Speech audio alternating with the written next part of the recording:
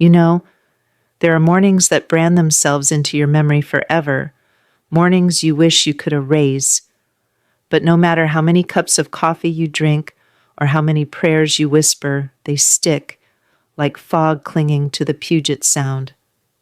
For me, that morning was a Tuesday, a gray Seattle dawn, mist curling low over the water, the air heavy with drizzle. I was sitting at the kitchen counter, cradling my usual cup of black coffee, when the phone rang. At first, I thought it was a wrong number. Who calls before 6 a.m.? But when I picked it up, I heard my son's voice. Robert. His tone wasn't steady. It was ragged, strained. Mom, he said, his words clipped between shallow breaths. My chest. It hurts. Like a vice. Crushing me. I froze. Everything in me wanted to scream, call 911 right now. But before I could form the words, before I could beg him to hang on, the line went dead. Silence. Only the sound of my own panicked breathing. I grabbed my coat, keys slipping in my hands, and raced out the door. The drive to the hospital blurred past me. Traffic lights, wet asphalt, honking cars. All I could think was, please God, not my son, not my only child. When I burst into the emergency room, a nurse looked up, startled by the soaked, frantic woman who had just stumbled through the doors. Robert Thompson, I gasped. My son. He's here. Chest pains, he called. The nurse's face softened. She didn't even look at the computer. That was the first sign. Ma'am, please come with me. She led me to a small, cold consultation room. If you've ever lost someone in a hospital, you know that room. The one with pale green walls, 2 bright fluorescent lights, a box of tissues on the table like some kind of sick warning label. A doctor entered, shoulders heavy, voice solemn. I'm sorry. Despite all efforts, your son suffered a massive heart attack. He didn't make it. The words slammed into me. Didn't make it. I shook my head, clutching my coat tighter as if squeezing fabric could hold me together. No, you're wrong. He's 45. He runs every weekend. He eats kale for God's sake. He can't be... But the doctor's eyes stayed still, unblinking. And just like that, my world shattered. Victoria was already there, my daughter-in-law, Robert's wife. She stood near the doorway, arms folded neatly across her chest, face composed like she was waiting for a boardroom meeting to start. Not a single tear, not even red eyes. Victoria, I whispered, desperate for comfort, for some shared grief, but she just gave me this look, cool, detached. At first, I told myself it was shock. People grieve differently. I wanted to believe that. But deep inside something in her expression, it felt wrong, like she wasn't mourning, like she was calculating. I sat there for what felt like hours, my mind replaying Robert's last words on the phone, his pain, his fear, and all I could think was, I wasn't there. I couldn't save him. The weight of it pressed down on me, suffocating. I was 67 years old, a widow, and now I was also a mother without a son. I'd given up my little house in Tacoma 2 years ago, sold it, actually, to help Robert and Victoria buy their dream place overlooking Puget Sound. Every morning I'd watch the ferries glide across the water from that kitchen window. I thought I'd live out my last chapter there, surrounded by family. Now sitting in that hospital, the truth sank in like ice water in my veins. Nothing would ever be the same again. When we finally left the hospital, the rain had stopped, but the city felt hollow. I rode in the passenger seat beside Victoria, her hands gripping the steering wheel with perfect control. No trembling, no sniffles, just silence. I wanted her to cry, to say something, to acknowledge what we'd lost, but instead she turned on the radio, low classical music filling the void. As we drove toward the house, I stared out the window at the blurred skyline of Seattle and whispered to myself, Robert, what's going to happen to me now? That night, alone in my room, I couldn't sleep. I pressed my hands together, whispering prayers into the darkness, but underneath the grief was a flicker of something else. a chill I couldn't explain, a suspicion I didn't want to admit. Victoria's eyes at the hospital replayed in my mind, steady, dry, unshaken, almost relieved, and though I hated myself for even thinking it, a question began to haunt me. Did she love him at all? Or was I about to see who she truly was now that my son was gone? Grief is strange. It doesn't hit you all at once, like a wave. Number, it seeps into the cracks of your life, quietly, ruthlessly. The days after Robert's death blurred into one another. I wandered the big house like a ghost, folding laundry that wasn't mine, washing dishes just to keep my hands moving. Victoria. She didn't want my help. Every time I offered flowers, the obituary, even choosing the casket, her reply was the same. I've got it, Margaret. Clipped, cold, final. So I busied myself with the little things, polishing silverware for the reception, answering phone calls from old colleagues of Robert's, making sure the fridge had enough food. It was all I could do to feel useful, to feel needed.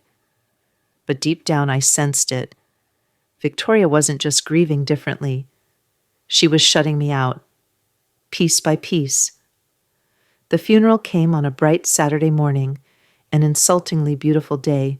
The chapel was filled with sunlight streaming through stained glass, casting rainbow patterns on Robert's mahogany casket. I sat in the front row, hands clasped so tightly they ached.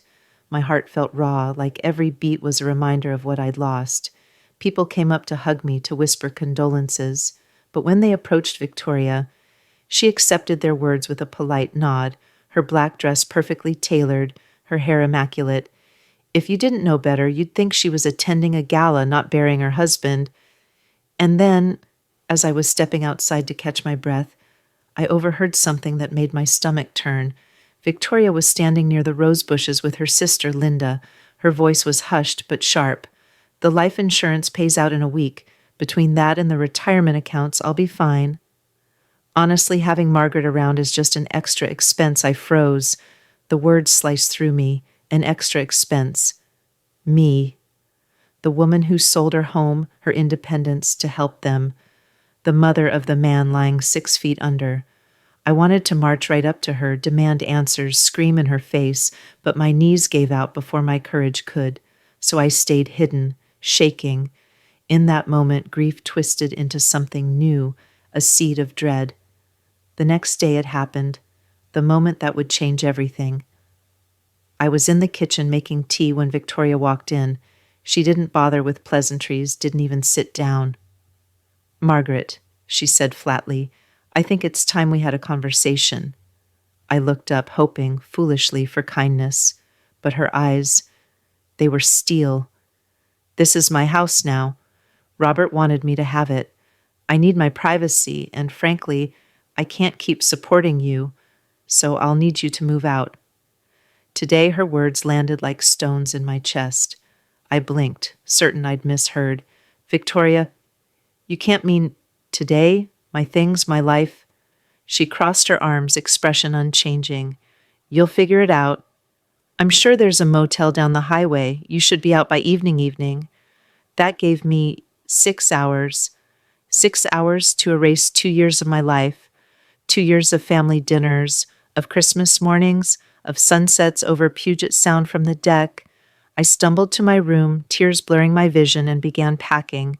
1 suitcase, 1 box of photographs, a few of Robert's shirts I couldn't bear to leave behind. The rest stayed.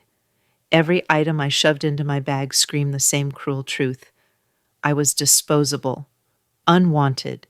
By the time I loaded my things into my car, the sky had turned the color of slate. Victoria stood in the driveway, arms folded, watching me like a landlord inspecting a tenant. Not a word of comfort, not even a thank you. Just silence. I drove away, gripping the wheel so hard my knuckles turned white. Each mile marker on Interstate 5 blurred past like a countdown to oblivion. Finally, I pulled into a shabby motel, its neon sign flickering, the parking lot cracked and stained with oil. Room 12. That was my new home. Inside, the carpet smelled of mildew, the curtains hung crooked, and the heater rattled like it might explode. I sat on the edge of the stiff bed staring at my suitcase. That was all I had left. I whispered into the dim room, "Robert, I did everything for you. For her. Why am I the one left with nothing?" Tears soaked my hands, but underneath the despair was a pulse of something else. Anger. Anger at Victoria's icy dismissal, at her calculated cruelty, at the way she erased me as though I'd never mattered. That night, as rain pattered against the window, I realized something. Victoria might have won, for now. She had the house, the cars, the money, but grief had taught me one thing. The truth always has a way of surfacing. And as I lay there on that lumpy motel mattress, I made a silent vow I wouldn't be erased. Not yet. Because somewhere buried beneath the lies and the greed, there had to be something Robert left for me, and I was going to find it. 2 weeks. That's how long I lasted in that dreary motel off Interstate 5. 2 weeks of staring at water-stained ceilings, 2 weeks of eating canned soup and stale crackers, 2 weeks of wondering if my life had truly shrunk to this. Just me, a suitcase, and memories of a son I could no longer touch. And then the phone rang. "Mrs. Thompson?" The voice on the line was warm, professional. "This is Edward Hayes. I was Robert's attorney. I'd like you to come downtown for the will reading." For a moment, I couldn't breathe. The will. Part of me didn't want to go. What good could possibly come of hearing in legal ink that everything I had sacrificed now belonged to Victoria? But another part of me, smaller, fiercer, whispered, "Go." So I did. Hayes's office sat on the 12th floor of a sleek glass tower in downtown Seattle. The lobby smelled of polished wood and fresh coffee, so unlike the damp motel room I'd crawled out of that morning. I rode the elevator up, heart hammering, palms damp. When the door slid open, there she was, Victoria, perfect as always. A black blazer tailored to her frame, her pearl earrings catching the light, and beside her, a man I hadn't met before. Tall, sharp features, impeccable suit. Her brother, Daniel. I knew instantly he was a lawyer, the type who'd slit throats with a smile if the retainer was big enough. Victoria's eyes narrowed the second she saw me. "What are you doing here?" I swallowed, lifting my chin despite the tremor in my hands. "Edward Hayes invited me." Her lips curved, but it wasn't a smile. "Unbelievable." Daniel leaned in, whispering something to her. She just rolled her eyes and swept past me into the conference room. Inside, Edward Hayes greeted us with the practiced calm of a man used to family battles. "Thank you all for coming," he said, his voice even, his glasses perched low on his nose. We sat around a long oak table. The air was so thick with tension I could hear my own pulse. Hayes opened a folder. "Robert prepared this will with me 3 years ago and made an addendum 6 months prior to his passing. I'll begin reading now." My stomach clenched. As stipulated, the house, vehicles, joint retirement accounts, and life insurance are bequeathed to his wife, Victoria Thompson. Victoria's face didn't move. No flicker of sadness, no gratitude. Just smug certainty as though she'd already rehearsed this scene. I braced myself, waiting for Hayes to close the folder and dismiss us. But then, he continued. "Additionally, the addendum states, to my mother, Margaret Thompson, I leave the contents of my safety deposit box at Pacific National Bank." The words hung in the air. Victoria's composure cracked. "What?" Hayes glanced at her, calm. "That's correct. A safety deposit box, contents unspecified." Victoria shot forward in her chair, eyes blazing. "This has to be a mistake. Robert wouldn't." Her brother Daniel touched her arm, trying to reel her in, but she shook him off. "Why would she get anything? She already lived off us for 2 years." The words stung like whips. I opened my mouth to defend myself, but Hayes raised a hand. "Mrs. Thompson, this was Robert's explicit wish. The document is legally binding." Victoria's jaw tightened, her knuckles white against the table. This is ridiculous. What's in that box? Hayes shook his head. I don't know. Only Margaret has authorization to access it. Her fury deepened, and for the first time since Robert's death, I saw her mask fully slip. It wasn't grief. It was fear. The meeting ended quickly after that. Victoria stormed out, Daniel trailing behind, his phone already pressed to his ear. I lingered, feeling the world tilt beneath me. A safety deposit box? What could possibly be inside? Photos, old letters. Maybe Robert had tucked away a watch or some keepsake. But then, why would Victoria be so angry? Why did the thought of me having access terrify her? As I stepped into the drizzle of downtown Seattle, clutching my coat around me, a strange feeling bloomed in my chest. For the first time in weeks, hope. Robert had left me something Victoria couldn't touch. That night, in my motel room, I spread out the little I had, a half-empty suitcase, the photographs of Robert's childhood, my Bible, and I whispered into the dark, Son, what did you leave me? What were you trying to tell me? The answer waited for me, locked in a steel box at Pacific National Bank, and as I lay awake, listening to the hum of the motel heater, I realized whatever was inside that box could change everything, not just for me, but for Victoria too. The next morning I woke with a knot in my stomach. Sleep had been restless, visions of steel vaults, locked boxes, and Robert's face flickering in and out like a candle in the wind. By 8 a.m., I was standing in the marble lobby of Pacific National Bank. The air smelled faintly of lemon polish and old money. A teller, polite but expressionless, checked my ID, stamped a form, and led me down a narrow hallway. The deeper we went, the colder it felt, like we were descending into a place where secrets lived. Finally, we entered a steel chamber lined with drawers. The clerk slid open one, box 342, Robert's box, my box now. Take your time, she said before leaving me alone. My hands trembled as I turned the key. For a moment, I almost couldn't do it. Opening that box felt like opening Robert's ghost. But then, I did. Inside there was no jewelry, no heirlooms, just a sealed envelope, a bank ledger, and a thick folder bound with a rubber band. I lifted the envelope first. On the front, in Robert's handwriting, for Mom.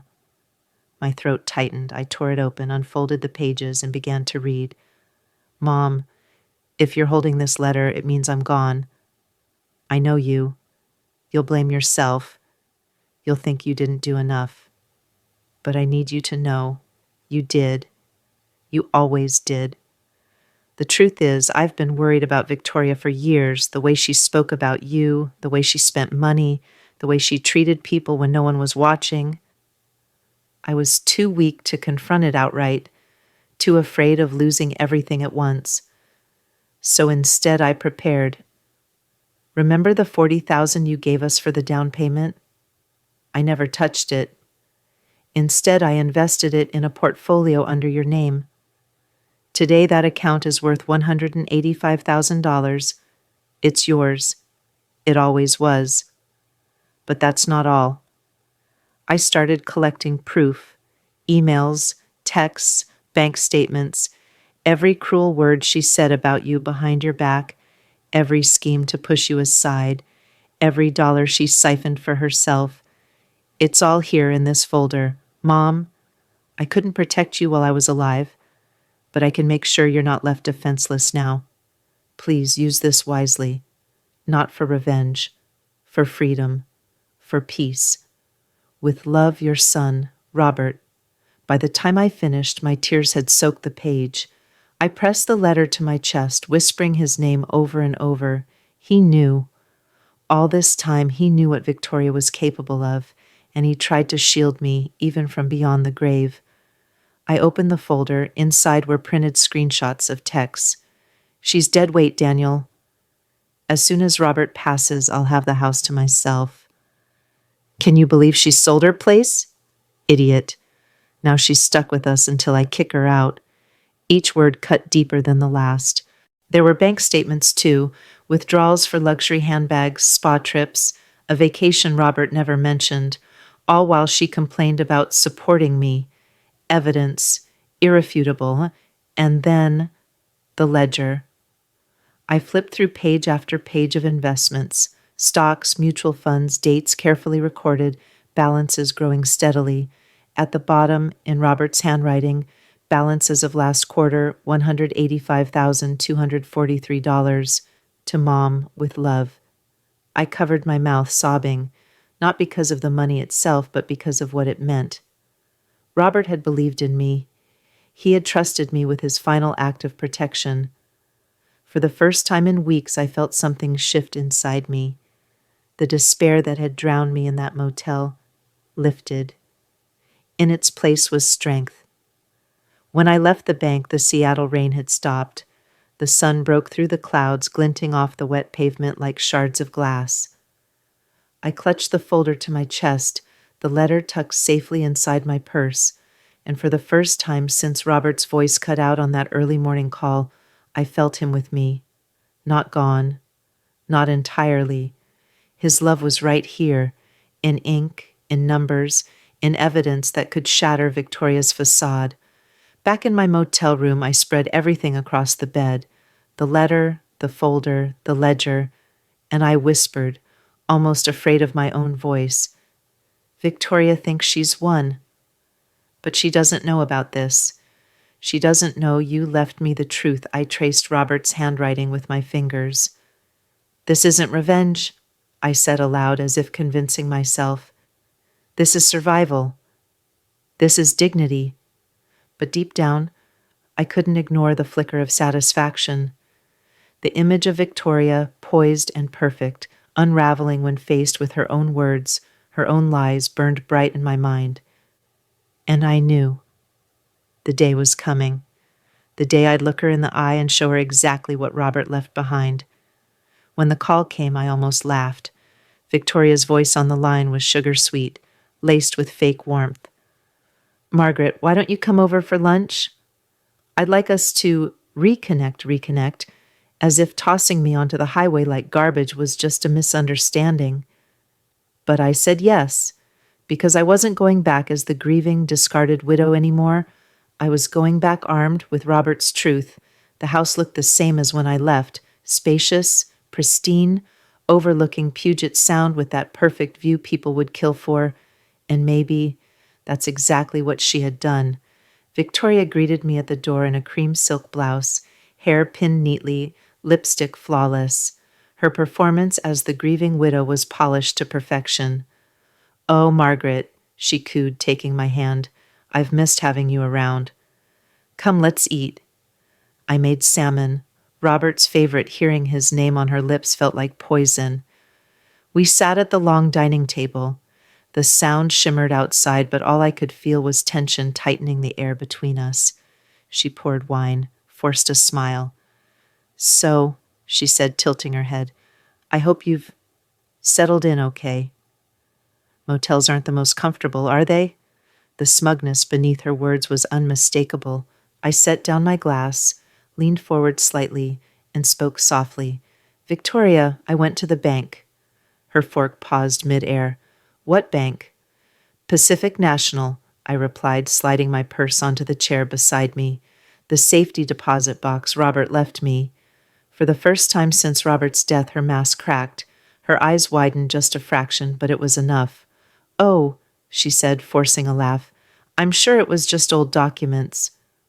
Nothing of importance. I opened my purse, pulled out the folder, and placed it gently on the table between us. Her face paled. I flipped it open. The first page, a screenshot of her text to Daniel. "She's dead weight. As soon as Robert passes, I'll have the house to myself." I turned it toward her. Her hand trembled as she reached for her glass. "People say things they don't mean when they're frustrated," she stammered. "You can't take that literally." I didn't speak, just slid another page forward, a bank statement, thousands of dollars withdrawn for handbags, vacations, spa retreats, all while Robert worked late hours. Her voice rose, sharper now. "Those were marital funds." Robert knew. He approved. I pulled out another page. This time a printed email. If I play this right, Margaret won't last long here. I'll make sure she's too uncomfortable to stay. Victoria's facade shattered. Her voice dropped to a hiss. You had no right to go through that box. That was private. No, Victoria, I said, steady as stone. It was mine. Robert left it to me. He left me the truth. Her hands shook violently now. She pushed back from the table, pacing the room like a trapped animal. This isn't fair, she muttered. This isn't how it was supposed to go. I stayed seated, calm, almost eerily calm. I reached for the ledger, slid it across the table. Her eyes darted down, reading the numbers. $185,243. The color drained from her face. What is this? She whispered. It's the down payment I gave you, I said. Robert invested it, grew it, and he made sure it was mine again. Every cent. With love. She let out a strangled laugh, somewhere between hysteria and rage. No, that money belongs here, to the estate. To me, I stood then, finally, my voice firm. No, Victoria. It never belonged to you. And Robert knew exactly what he was doing. He left me security. He left me proof. He left me freedom. From you. Her hands flew to her head, clutching her temples. Do you have any idea what you're doing to me? What people will think if they see this? Her tone shifted again, desperate, pleading. Margaret, we're family. Please don't ruin me, family. That word. I remembered standing in the hospital hallway, hoping for comfort in her eyes. I remembered hearing her call me an extra expense at Robert's funeral. I remembered her cold voice telling me to be gone by evening. Family. I leaned closer, meeting her panicked gaze. You ruined yourself, Victoria. Robert just made sure I could show you the mirror. She collapsed into a chair, hands shaking, wine glass tipping over and spilling across the tablecloth. For the first time, she looked small, defeated, and yet I felt no triumph, only clarity. This isn't revenge, I told her quietly. This is the truth. And the truth has a way of surviving, no matter how hard you try to bury it. I gathered the folder, the ledger, Robert's letter tucked safely in my purse, and as I walked toward the door, Victoria's sobs echoed behind me, sharp, broken, hollow. Outside, the air smelled of salt and rain. I looked out over the water, the ferries gliding peacefully across the Sound. For the first time in months, I felt free. Robert had given me more than money. He'd given me the power to step out from under her shadow. And Victoria?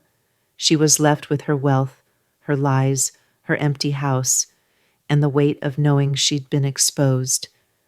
I didn't go back to that motel, not that night, not ever. With Robert's folder tucked safely under my arm, I felt lighter, like a prisoner stepping out of a cell and finally tasting air again. I rented a small apartment near Pike Place Market.